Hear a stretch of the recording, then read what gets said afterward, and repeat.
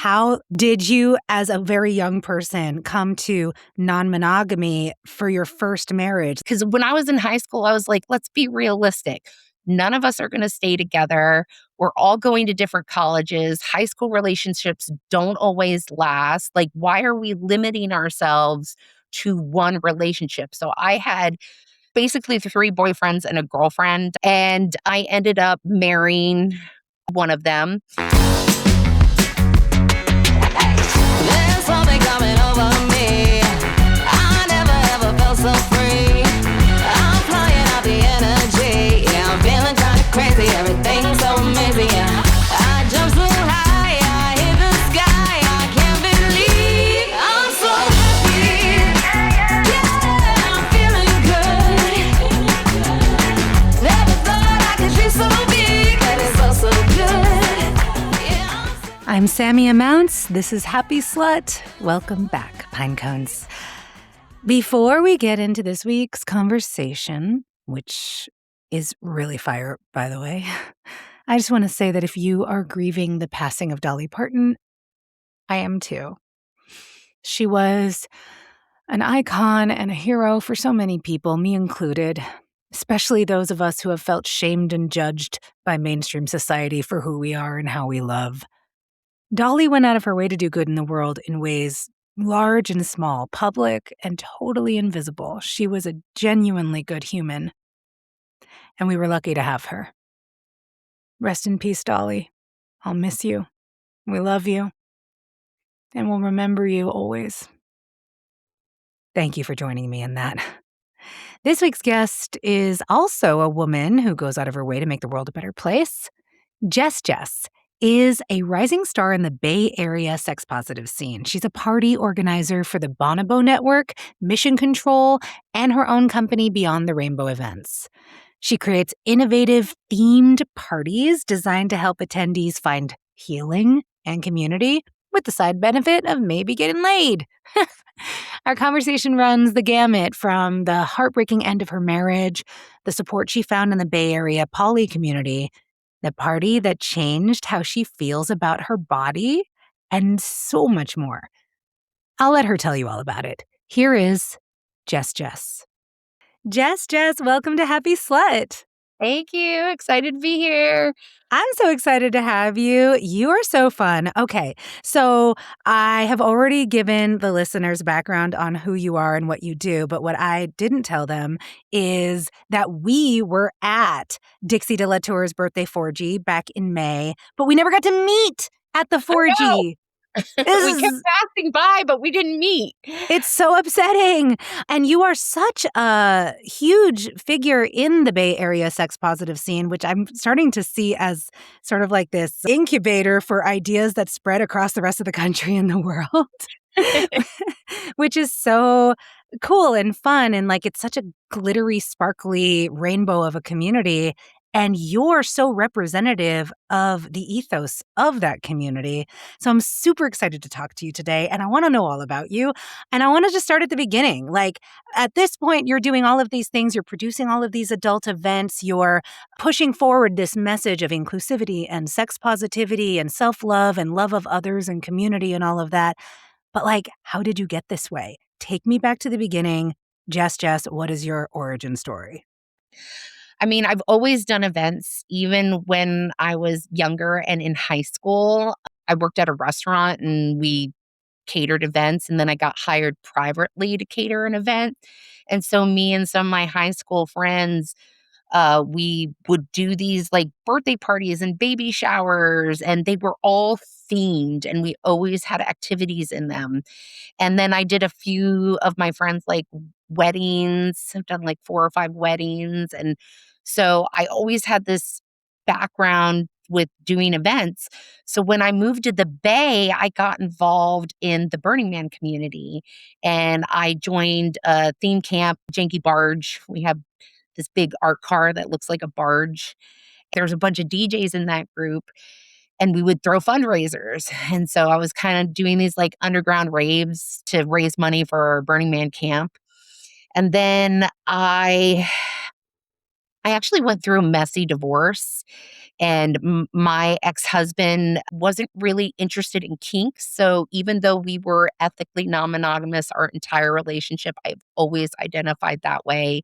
I had Wait, I need more information about this. How the fuck did you, as a very young person, come to non monogamy for your first marriage? Like, it's so typically a second marriage thing. So when I was in high school, my first boyfriend and I, we were like besties and we decided that we wanted to date, but it didn't work out. Like we just weren't really compatible as partners, but we were still really good friends. And so like we would tell each other about each other's crushes. And we both had a crush on the same girl. And so I told her, and then she ended up dating him, ended up marrying him actually.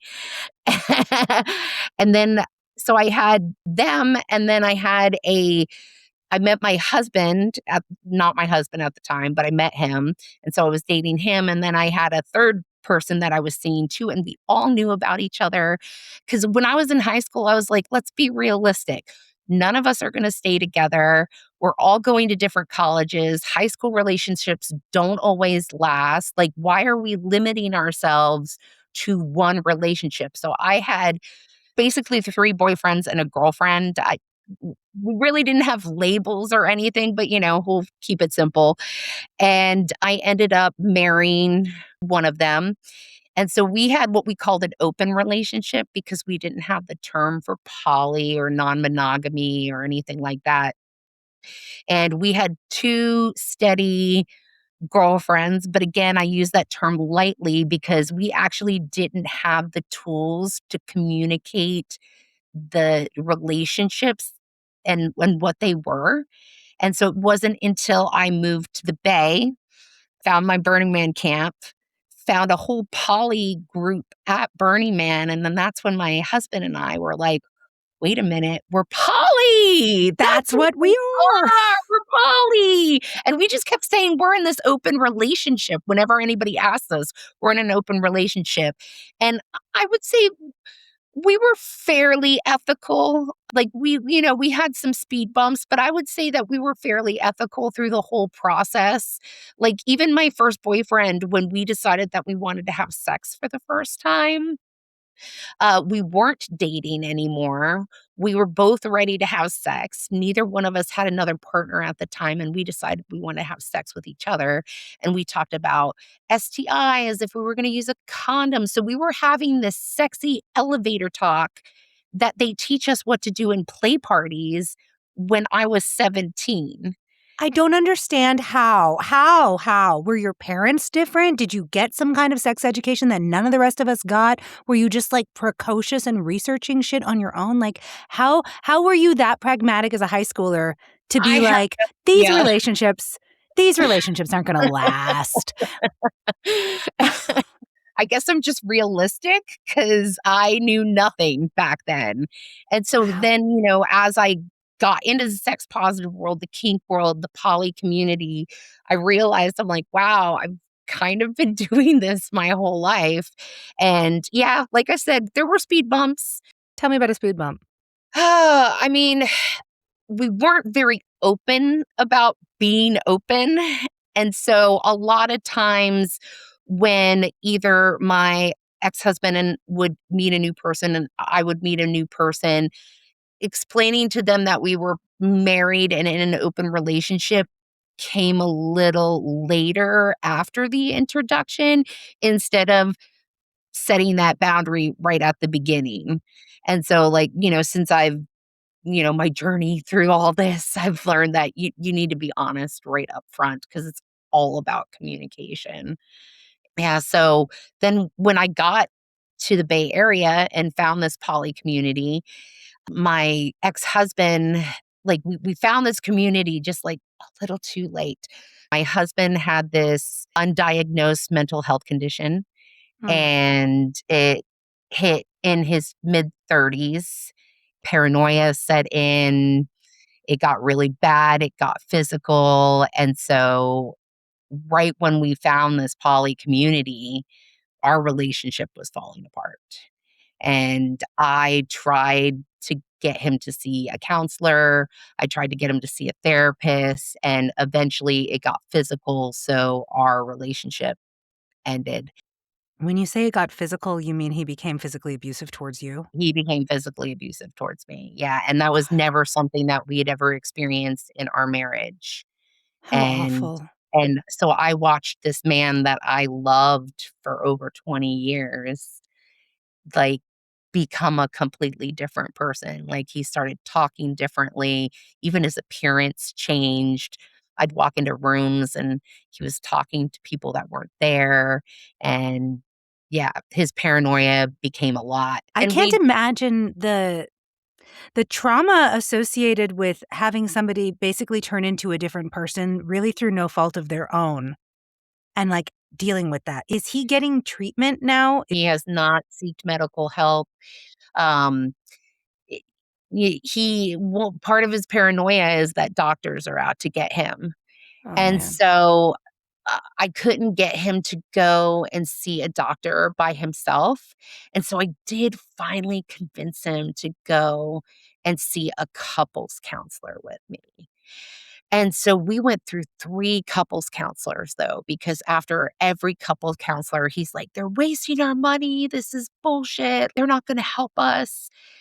And so finally, we found a 3rd counselor, and at that point, when we went and saw that counselor, he had laid his hands on me once. And so I was honest with the counselor about what happened. And when we left, he got so mad at me that I told the counselor that he wanted me to lie about it. I'm like, "But that's not what counseling is." So when we got home, that was when he really laid into me. And I left because it was bad. It was bad. I had bruises. I probably should have called the cops. But, like, in my head, I was like, "This is a mental condition, and going to jail is not gonna help him." Like, they don't treat people like that well. Like, he needed help. And, like, I loved him, and I knew that this wasn't the person that he was. He was 36 when this started happening. So for 4 years, I stuck by him, and it just got worse and worse and worse, and I couldn't get him to get help. And there were months where there were no episodes. You kind of push it aside when that You can happens. yeah, you can just, think it's over. You can pretend it's over. Mhm, and so then when there's just an episode here or there, you just push it aside, but then when it became more physical, that's, like, and at that point, I didn't recognize him anymore, and to me, the divorce didn't feel like a divorce. It felt like I became a widow, and the man that I fell in love with was gone, and so yeah. That's So by so painful. Yeah, and by the time the divorce happened, I actually had processed a lot of it already because I feel like I had disconnected at that point and was more concerned about getting him help than our relationship. And when it became physical, that one big fight where there were like actual bruises and stuff, I ended up going and staying with our ex. I thought that by me leaving, it might encourage him to go and get help, but he ended up serving me with divorce papers. At that point, I had dealt with it for 4 years, and I didn't know Yeah. him anymore, and I felt like even if he did get help, he wasn't the man I fell in love with anymore, and I needed to branch out because my whole world was getting him help, and if he didn't wanna get help, I couldn't keep staying there, especially when it was physical. I'm so proud of you. Like, it's unreal the amount of pain and trauma that you must have had to endure going through all of this, trying to manage somebody else's mental health, like extremely severe. It sounds like mental health condition, and they're not getting treatment and they're not taking it seriously and they don't think anything's wrong with them. You must have gotten blamed for so much. And I thought I was crazy for a while. Exactly. And you got yourself out of that situation and leaned on it on your community for support, and I'm so proud of you. Like, Mhm. wow. So now I'm on my own, but I have this poly community, and one thing about the poly community is they are supportive, and Mhm. so I joined this poly support group. I made a friend in there who was involved in the kink community, and she invited me to a kink party, and then I met her partner who was running the event. Ended up getting a message from him on FetLife the next day asking me out to coffee. Yay. And yeah, and so, like, I had already been to a couple of play parties, like sex positive play parties, but this was my first kink party, right? And so my ex-husband, because of his paranoia, he was not supportive of me exploring kink, and it was always something I wanted to explore. So now, after processing, after being in this support group, I'm ready to go to this kink party. I go by myself. And it's packed. There's like I'm such an extrovert, and I was a total wallflower at this party. I didn't know, and on top of that, I walked in this, like, strappy pink outfit, and everybody else is in, like, black and red, and I've got, like, unicorn colored hair, and I'm just, like, Yes. pop of color in this, like, black and red dungeon, right? I love And it. and so I was watching all of these scenes, and I ended up running into one of my metamors.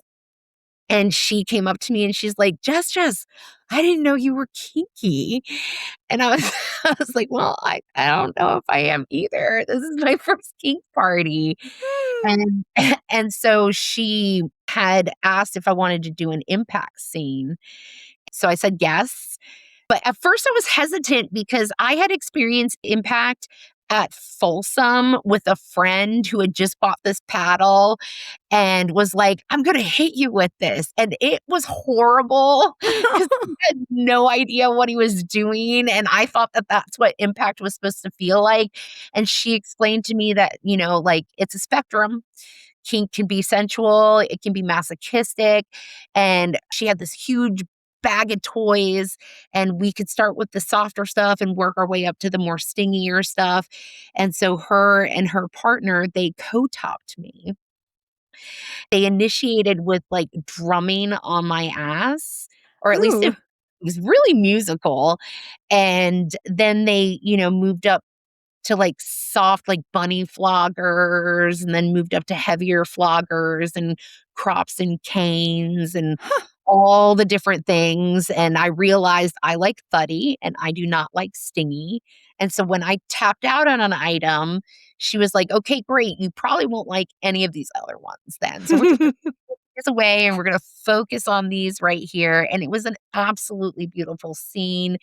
Like, my body just, like, was creating waves when she would hit me, and, When you say waves, what do you mean? like, my body actually waved, like, I was really expressive. In fact, during the scene, she was like, "God, your body's so expressive. I can tell when you like something and when you don't like something, just the way your body reacts, and the Oh. noises that you're making, like, oh."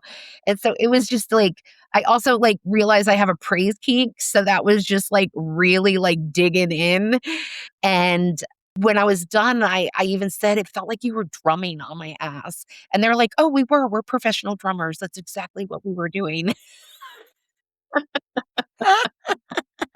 That's so cool. And so, like I said earlier, like, I'd gotten a message on FetLife. Well, it was because he had seen the scene, and so he wanted to know if I was open to having a scene. And Huh. so, I went and I met him for coffee. We talked about so much kink. Like, it was only supposed to be an hour coffee date, and it ended up turning into, like, 2 or 3 hours, and we just hit it off right away. He invited me to go to a femdom party. But the thing about a femdom party is that there's no masculine dominant energy that's supposed to be there. And so he's a dom, and at the time, I identified as a submissive. And so I'm like, "Well, how are we gonna go to this party? I'm submissive." And he's like, "Oh, well, you're going to be the top when we go to this." And I'm like, "I don't even know how to be a top." And so he's like, "It's okay. I'll coach you from the bottom. It's fine." And so we end up going to this, so our coffee date turned into an entire day, the whole day. So we end up, I go back to my place, I change, we go to this femdom party, and it was an experience. I was so nervous because I didn't know how to be dominant. And we walk in and there's a bunch of couches and I wanna sit down because 'cause I'm wearing these ridiculous boots that are so hot, like thigh-high boots, but my feet were killing me, like the things we do for fashion, right? I don't wear heels anymore. I'm done. I Yeah, I don't retired. I'm done with heels, I feel ya. But at the time, I was wearing heels, and so I wanted to sit down, but a bunch of people were sitting there, and this, other person who was attending the event, he was like, "Oh, do you wanna sit? Oh, mistress, do you want to sit?" And I'm like, "Yes, I do. I wanna sit." And then they got on the ground on all fours, and they were like, "Would you like a footstool?" And I'm like, I could get used to this, okay? Yes, I want a footstool. And then I looked at my date, who is normally, like, has a more dominant energy with me, and I looked at him and I was like, "Go get me water." I made him go get me water. So it was a really good experience, even going through it though at the time, I was like, "I'm not a top," and that was fun to experience, but I'm really leaning into my bottom side. And so I ended up dating him, and he ran events, kink events. And so our relationship turned into like a 24/7 DS relationship. And part of my submission was helping him with events. And so had already had previous experience doing events like vanilla events, Burning Man events. So now I'm transitioning into kink events. It was great. It was wonderful, but, like, eventually we weren't aligning in what we wanted in our relationship anymore, and so we de-escalated. We're still really good friends. In fact, he's one of my best friends. We still co-organize events together occasionally, but we de-escalated both our partnership and our DS relationship. You're listening to a podcast called Happy Slut, so hopefully you are having sex and hopefully you're getting tested regularly to protect your sexual health. But that being said, even if you are doing that, if you're like me and you use condoms for penetrative sex, but not for oral sex, you are at risk of contracting one of the three most common bacterial STIs: gonorrhea, chlamydia, and syphilis. They spread easily through oral sex. That's where DoxyPep comes in, and that's where shameless care comes in. So DoxyPep is a single dose of doxycycline taken within 72 hours after unprotected, penetrative, or oral sex. It dramatically lowers your risk of contracting those common bacterial STIs. Think of it as a morning after pill for STI prevention. Pretty amazing. Now, this isn't fringe. The clinical data is strong. It's all published. I have a prescription for DoxyPep that I keep on hand for those moments when I'm like, wow, I was slutty last night. Let's just take this as a precaution. So now you can too. If you go to shamelesscare.com and use code HAPPYSLUT, you will get $15 off your entire order. That's shamelesscare.com, coupon code HAPPYSLUT. You can also click the affiliate link in the show notes of this episode. All right, go get you some non-judgmental private sexual health care, and you're welcome, Pinecones. Tell us about what a 24/7 DS dynamic is. And for anyone who doesn't know what that is, D/S stands for dominant, submissive. And a 24/7 dynamic means they're doing it all the time. Well, almost all the time because we did have boundaries.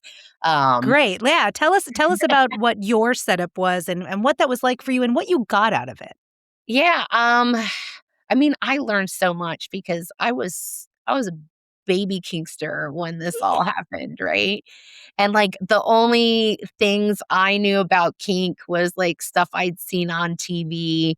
My origin movie was The Secretary. And then, Yes. there's 50 Shades of Grey too, which was cute, but I wouldn't say that that really represents what actual DS is. It's got layers in there, but The Secretary was what really did it for me. I don't know if you're familiar with that one. It's a great Oh, movie. I am. I've had a big crush on James Spader forever. I think he's just so sexy, and everybody told me, like, if I wanna understand kink, I need to watch that movie, and it's interesting because in that movie, they never talk about kink. It's not like No. the characters don't seem to know what kink is, they're just kinda doing what feels natural to them, and so without the framework of consensual kink and negotiating, it can seem like a problematic movie to somebody who's watching it from a mindset of, like, consent. But that all being said, if you look at it more as a fantasy allegory of what the power dynamic is in DS relationships and how that can be loving and sweet and thrilling and extreme all at the same time, Mhm. that's, I think, how to digest that movie. Yeah, For so normies, for normies. right, for normies, right? Yeah, so for my, DS relationship, we had boundaries. If I was working, it was off the table. So we had kind of like a trigger word, and so he would use my full name. He wouldn't say JessJess, he would call me Jessica, because Ooh. the only person who calls me Jessica is my vanilla boss and my mom. And so when somebody uses my full name, I kind of am at attention. And so when he said my full name, that was an indication that we were in our DS roles.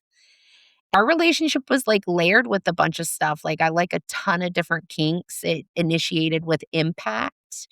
I have nerve damage in the right side of my body. My ulnar nerve is severed, and impact actually stimulates my nerves, and I get feeling back in certain body parts that are normally numb. Wow. Not permanently, but temporarily, I get some sensation back again. And so then we started exploring different things. We kinda went deep, like, we did, like, some emotional play and fear play, which you should not do with people unless you absolutely trust them, and the emotional play actually helped me process my divorce. And so what you do with emotional play is you focus on an insecurity.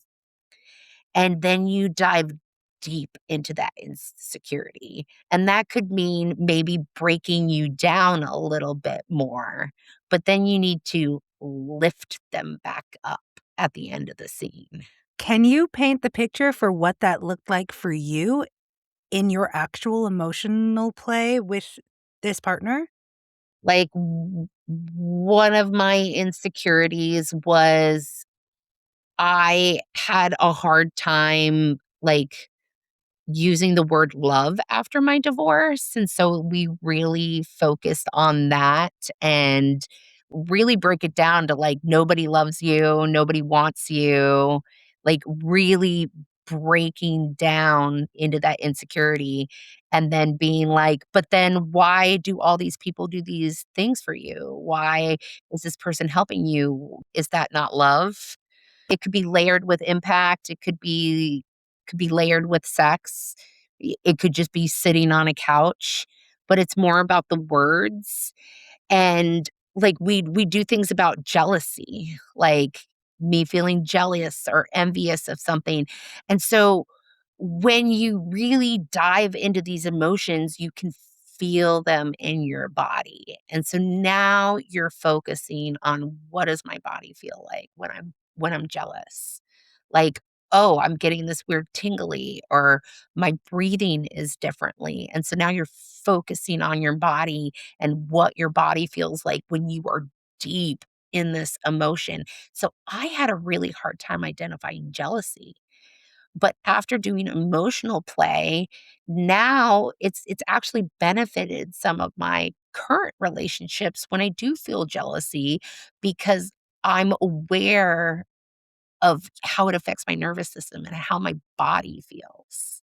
Wow. And so then I'm able to identify that feeling, and instead of blowing up, I can be like, "Hey, I'm jealous. Why am I jealous? Like, am I feeling neglected? Am I not getting enough quality time? Like, why am I feeling why am I feeling jealous? Like, I need to know that root." So emotional play is essentially it's a form of kink play. It can be sitting on a couch talking, but it can also be sex or it can be impact. It can be all of these things, but it's essentially you have told your partner, this is my insecurity, this is what I'm struggling with. I'm processing this divorce. I'm afraid to use the word love. I'm insecure about this. I'm jealous of this other person. And they say, "Okay, I'm going to help you get deep into that emotion by saying words to take you further into it, like nobody loves you or she's so much better than you. And I'm going to like pound you with these words so that you're really in that emotion, which allows you to then feel that emotion strongly in your body because you cannot help but focus on it because you have a partner who is forcing you into the present moment of feeling that emotion intensely right now." Mhm. Exactly. That's amazing. Which is why you should only do it with somebody that you trust, because they need to know you. They need to know, like, how to do the aftercare with you afterwards too and bring What does you that back. look like for you? Um, I mean, it could be so many different things. Like, it could be something as little as, like, making sure that you have a joint rolled for me and a glass of water and a snack, or maybe a special date. I'm a person that doesn't need a lot of aftercare. That's just me. A lot of people, like other people, might need like an hour of aftercare. A lot of times I'll have a scene, and especially if I'm at an event, I'm like, "Scene over, bye, back to party," you know? But you have to realize that sometimes the tops need aftercare too. And like, I realize this because I now actually top, I identify as a switch now. I don't just identify as a submissive. And so, but I find, because topping is fairly new to me, it takes a lot of energy out of me. And especially if I'm topping with emotional play, I really need more aftercare because I'm nice. And like being mean is actually really outside my box. Mm. And so, Oh. like, sometimes that can, like, like, "Oh my god, I said that mean thing to them." And, like, you can internalize it, So it's not just the bottom that needs the aftercare, it's the top that needs the aftercare too. Oh, and what does that look like when you're topping? What kind of aftercare do you like? I need to talk about it. I Just need to, talk like, about it, yeah. verbally process the scene. Yeah, Yeah. So basically, like, I said all this stuff in the context of this scene, and I just want you to know that I don't really feel that way. exactly. And do you know that I'm not really that way? Yeah, Yes? Oh, good. exactly. Yeah, that's basically. I think I'd need that too.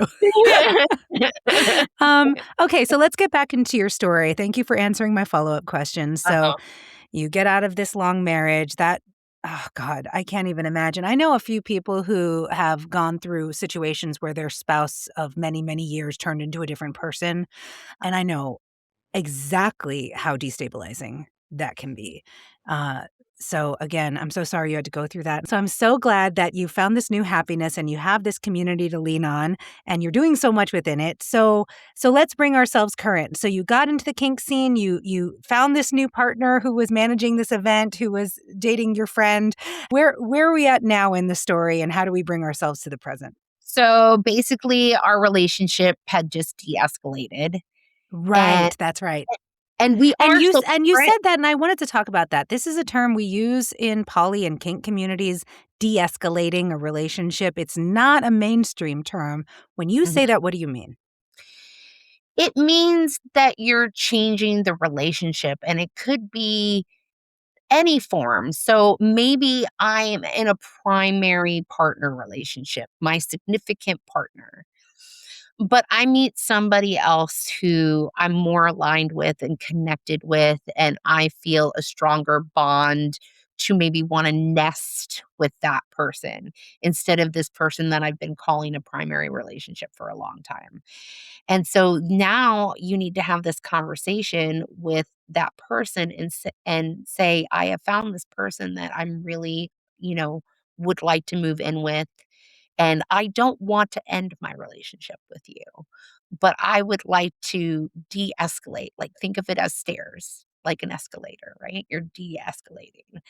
And And you weren't living with this partner? I was living with Oh, him. you were. So this was I like was with like, him. "I'm gonna move out." I'm going to move out. And so with him, he had gotten a new partner, and I was still processing things from my divorce. And he was in NRE with this new partner, which is new relationship energy for people who don't know. So he was feeling NRE for this person, giving them more time, neglecting our partnership, and also neglecting our DS relationship. Ultimately, like, I wasn't feeling comfortable in the current dynamic that we wanted, and so I wanted to move out. And that de-escalation was too much for him. I didn't wanna end our relationship, I just wanted to move out, but the moving out was an end, so we also ended our partnership. And so we actually didn't talk for months. It took like 6 months before we actually had another clearing conversation and rebuilt our friendship. But in those 6 months, I wasn't doing any events.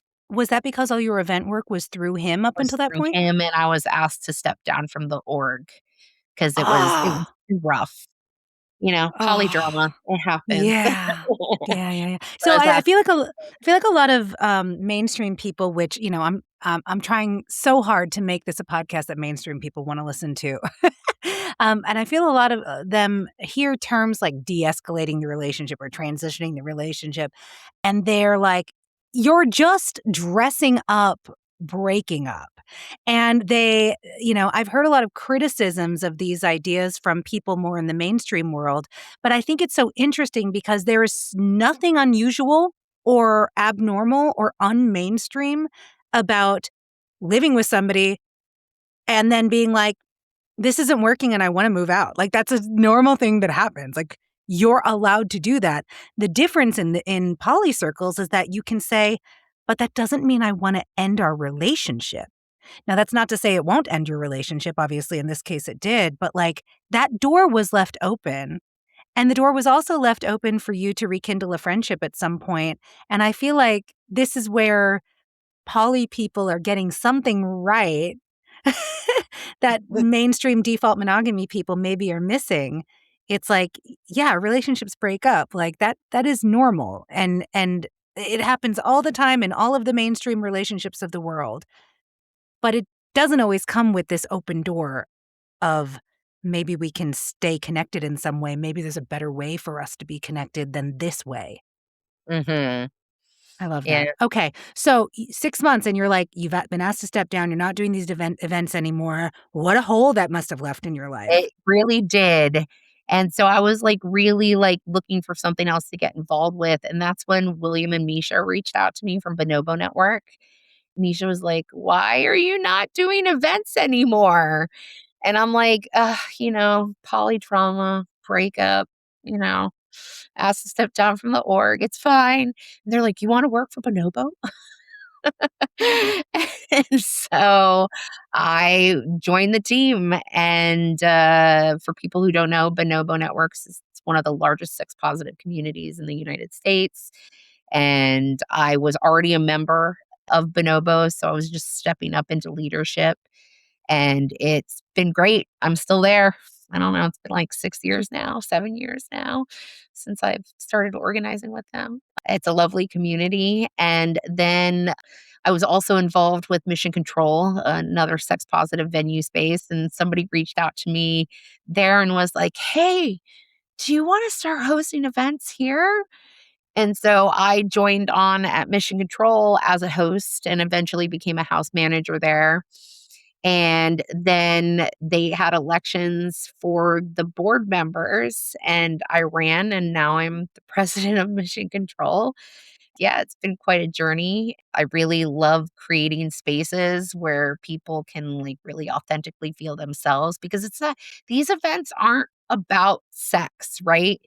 It's about finding your people and knowing that what you want isn't wrong.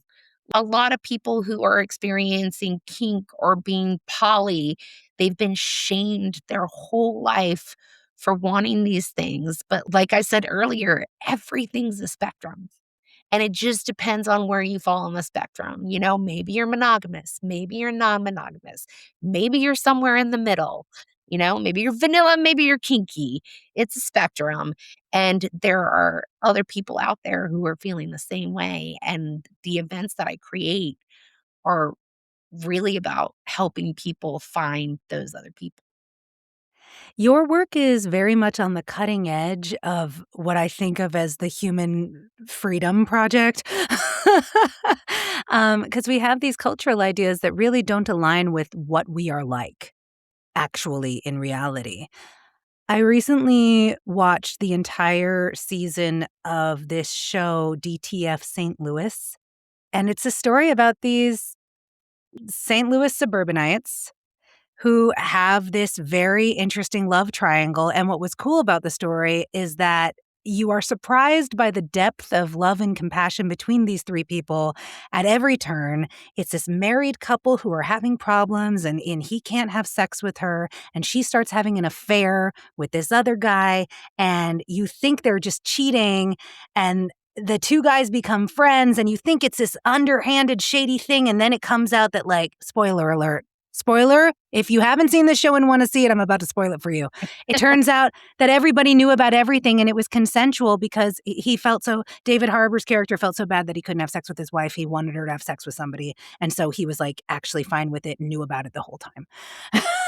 like, and so it's like this whole story that's based on unexpressed kinks and desires and a desire for intimacy, but also just a desire for connection and more thrilling experiences and novel experiences.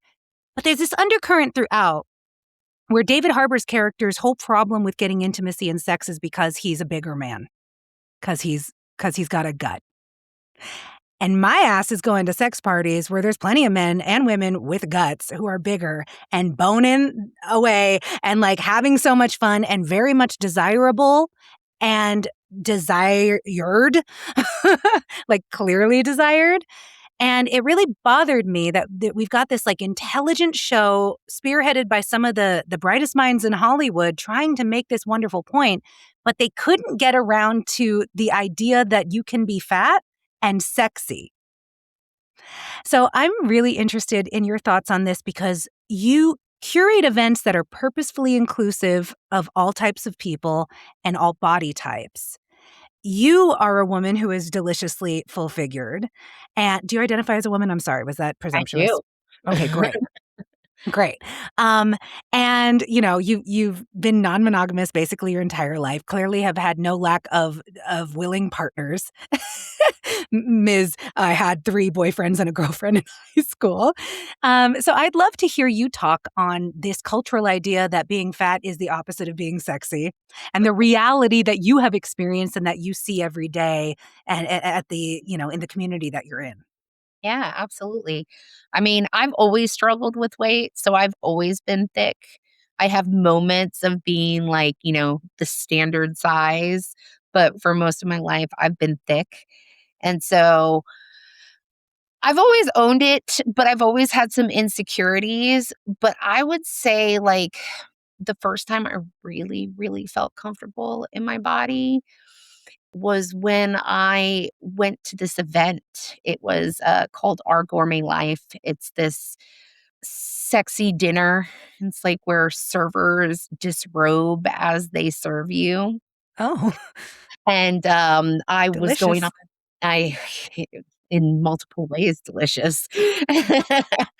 And so, I went with one of my partners. He invited me to this thing, and at this point, I'm in the sex positive community, and, I thought we were going to a play party, so just a regular play party, but then we get there, and they're telling us that we're gonna be serving people, and so we have to wear this white button-up shirt, these black skirts, fishnets, and heels, and the guys wear a white button-up shirt with pants and a tie, and we all wear masks so that it's mysterious.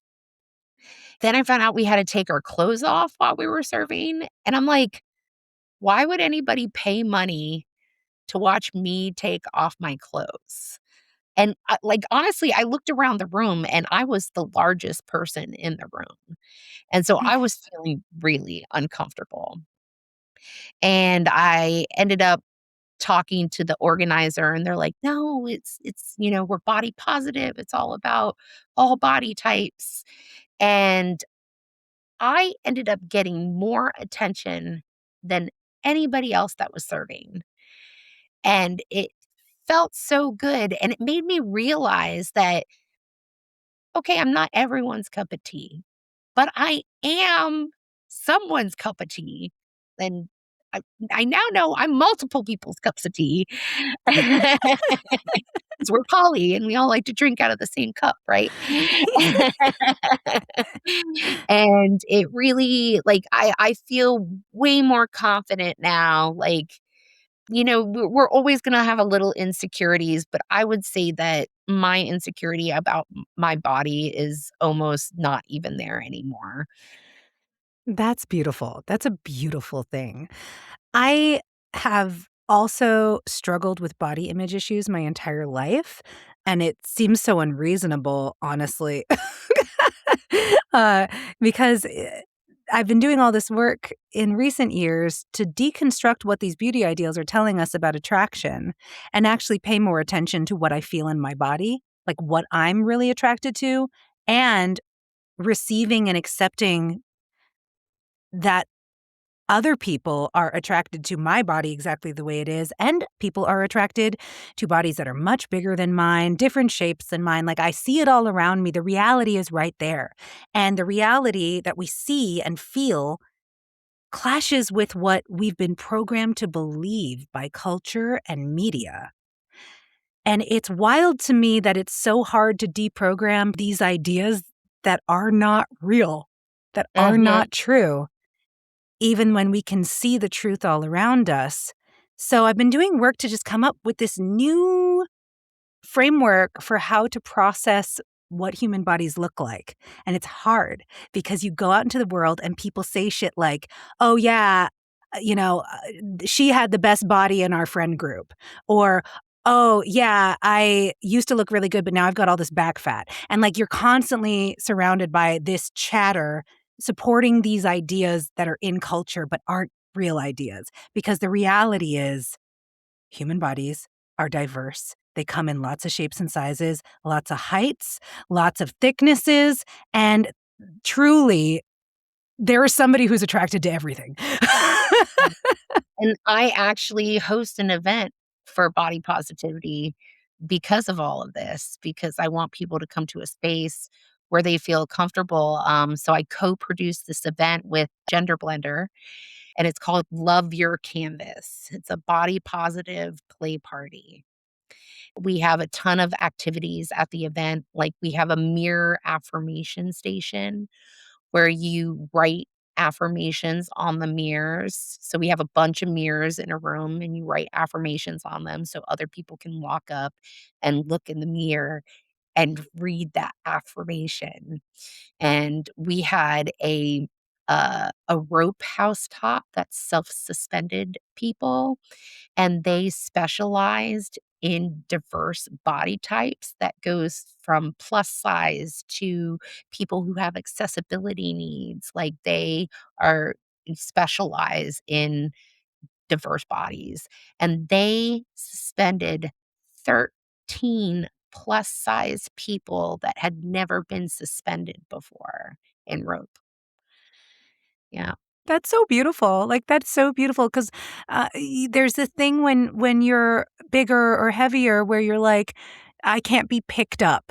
And, like, Mhm. it's this really I don't know, for me, it was this really sad thing because I remember being a little girl and getting picked up and, like, I loved it. And as a young woman and, like, a teenager, a young woman, adult, I wanted to be picked up. I still get a thrill out of being picked up and, like, feeling like you're disconnected to that because everyone's telling you you're too heavy to be picked up is fucking bullshit, first of all, because, like, you're not. Like, very few people are too heavy to be picked up somehow. I love that so much. I love that so much. That sounds so healing. Yeah.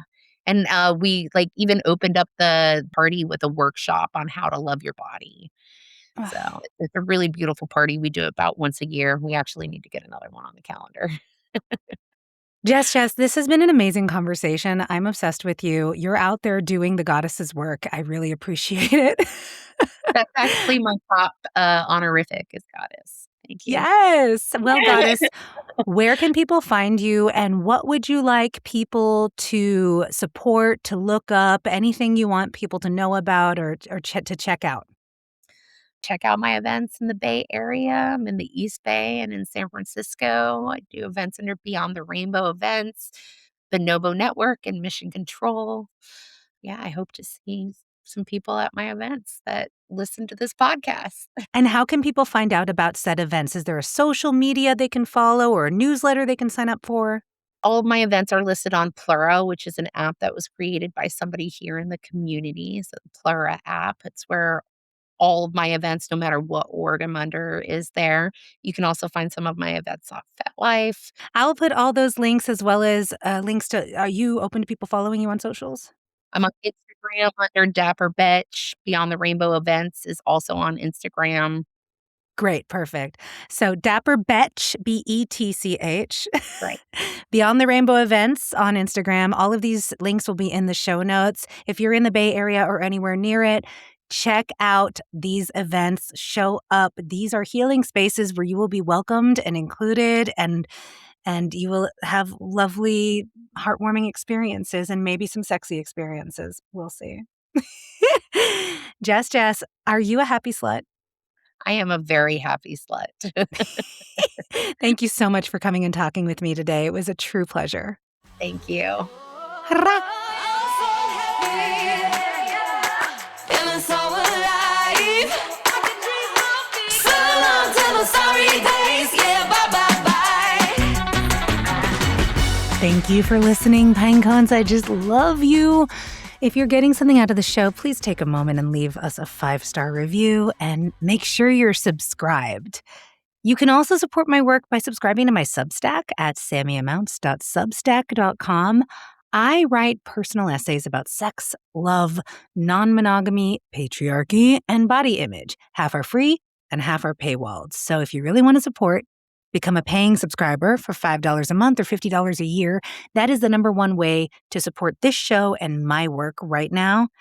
And I thank you, all of you who have already subscribed.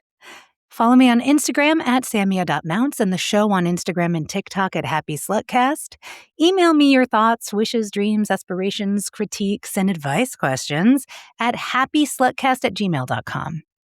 Next week, I'll be back with Natalie Davis, author of the memoir Saying Yes, My Adventures in Polyamory, in which Natalie tells the story of how her husband cheated, and instead of breaking up, they opened up, and they're still together years later. It is a scandalous story and a great conversation, and I can't wait to share it with you. Until then, take care of yourselves and do something pleasurable this weekend. You deserve it. Bye, sluts.